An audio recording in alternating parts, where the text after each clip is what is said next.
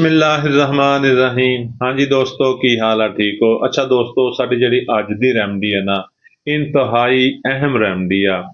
ज़हनी मशक्कत, ज़हनी वर्क करन वाले लोग, उन्हां नूं थकावट हो जाना, उन्हां दा सिर दर्द हो जाना, कंप्यूटर ते सारा सारा दिन काम करन वाले लोगां दा सिर दर्द, राइटर हज़रात जिन्हां नूं काफ़ी देर लिखना पैंदा है, दफ्तरां च जिवें मुंशी हज़रात हुंदे ने, पुलिस मुलाजम जिहड़े दफ्तरां 'च बैठ के मुंशी सारा दिन रिपट लिखते हैं, ਜਾਂ स्टूडेंट लोग ਜਿਹੜੇ पढ़ते हैं, जिवें ही ਉਹ दिमाग का इस्तेमाल करते हैं, जहनी मशक्कत करते हैं, दिलजोई ना पढ़ना शुरू करते हैं, काम करना शुरू करते हैं, उन्हां दा सिर दर्द होना शुरू हो जाता है।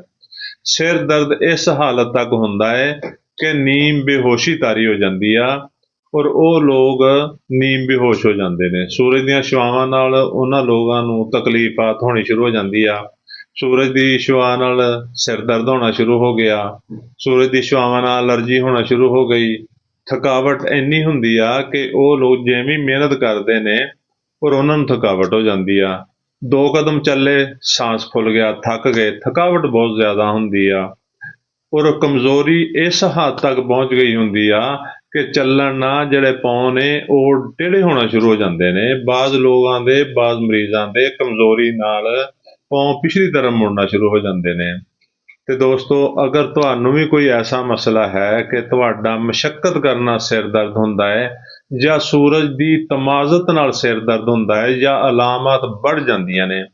अच्छा दोस्तों, एक होर भी गल है, शोर बर्दाश्त नहीं कर सकते इस रेमडी के लोग, और जिवें शोर हुंदा, तुसीं देखो घरां दे विच लोग कई ऐसे हुंदे आ, ਉਹ ਬੱਚਿਆਂ ਨੂੰ भी शोर नहीं करन दिंदे कि चुप करके बैठे रहो, कोई बोलदा ਉਹ ਕਹਿੰਦੇ बस जी बोलना नहीं, क्योंकि उन्होंने उस शोर नाल सिर दर्द होना शुरू हो जाता है और उसकी तकलीफत बढ़नी हो जाती है। साडी अज दी जिहड़ी रेमडी है, देखो, होम्योपैथिक दवा नैट्रम कार्ब, ये 30 तक च लैनी आ।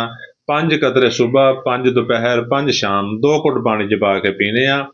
हफ्ता 10 दिन पीओगे, तुहाडा जिन्नी भी तकलीफ होगी शोर तो, सूरज दी छवावां तो, दिमागी मेहनत तो, जिन्नियां भी अलामत होणगियां, अगर तुहाडी इन्हां वजह तो तकलीफात पैदा हो जाती है तो इंशाअल्लाह हफ्ते 10 दिन दे विच तुसीं ठीक हो जाओगे और तुहानूं कोई तकलीफ नहीं रहेगी।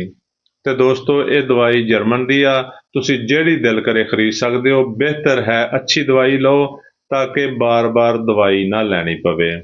तो साडी वीडियो नूं लाइक ते शेयर करो ताकि ये वीडियो मजीद लोगों तक पहुँचे और उन्हां दा भी फायदा हो सके। साडे अकाउंट नूं, साडे चैनल नूं फॉलो कर लो। ये दवाई है, देख लो दोबारा।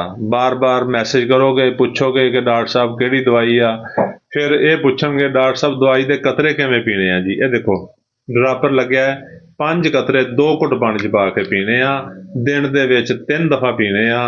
ते बार बार मैसेज करके दोस्तों तंग ना करया करो, वीडियो नूं गौर नाल सुन लिया करो। शुक्रिया, अल्लाह हाफिज़।